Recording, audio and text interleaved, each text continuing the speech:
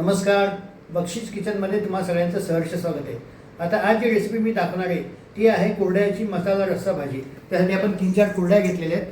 त्यात आता हे आपण पाणी टाकूयात आणि आपण ह्याला छानपैकी उकळून घेऊयात। भाजीसाठी जे आहे ते आपण मोहरी घेतली, दालचिनी, लवंग, मिरे, बडीशोप, हे सगळे मसाले, खडा मसाले पदार्थ घेतले। हा गरम मसाला सोलार कुकरचा आणि कांदा लसूण मसाला घेतला, एक मसाला तेजपत्ता घेतलेले, ही हळद घेतली, तिखट, हिंग, मीठ आणि धनेपूड एवढं सगळं साहित्य टाकलं। मिक्सरमध्ये आपण एक कढीपत्त्याची डाळी,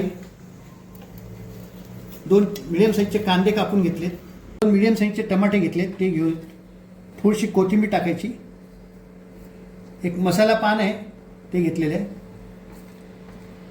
नंतर अद्रक 1 इंच घेतलेले आणि 2 हिरव्या मिरच्या कट करून घ्यायच्या अशा, आणि या लसूणच्या कळ्या आहेत त्या टाकल्या आहेत। ह्या 4-5 घेतलेल्या आहेत कारण आपण कांदा लसूण मसाला घेतलेला आहे। आता हे आपण सगळं मिक्सरला फाईन पेस्ट करून घेऊयात। आपण बघू शकता कुरड्या छानपैकी उकळून तयार झालेल्या आहेत। आता आपण गॅस बंद करून घेऊ। आपला कांदा, अद्रक, लसूण, टमाटा याची जी आपण फाईन पेस्ट केली ती पण तयार आहे। कढई मी ऑलरेडी गरम करून ठेवली आहे।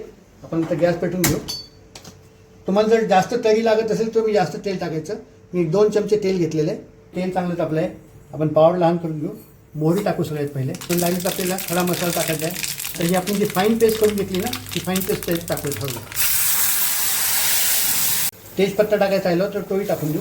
आता आपण थोडं ह्याला छानपैकी झाकून ठेवू, एक वाफ काढून घेऊ। आपण बघू शकता आपला छानपैकी फ्राय झालेले। आता ह्याच्यात सगळ्यात पहिले जे आहे ना ते आपल्याला लाल तिखट टाकायचं, जे तरी छान येते। 2 चमचे लाल तिखट घेतले, ते आपण टाकून दिले। भाजीला चांगला लाल रंग येतो। चवीनुसार आपण मीठ टाकूयात, एक अर्धा चमचा हळद टाकूयात, हे दोन्ही मसाले, गरम मसाला, कांदा लसूण मसाला टाकूयात, धनेपूड टाकूयात आणि हिंग टाकूयात आणि एकदा आपण त्याला हलवून घेऊन त्यात पाणी टाकूया। आवश्यक तेवढं पाणी टाकायचं। आपला मसाला चांगला भाजला गेला आहे, तेलही सुटले। आता आपण इथे आवश्यकतेनुसार पाणी टाकायचं आणि या कुरड्या ज्या आपण उकळून घेतल्या त्याही टाकूयात। ही आपली भाजी तयार होते। तर झाकण ठेवून एक उकळी काढून घेऊयात।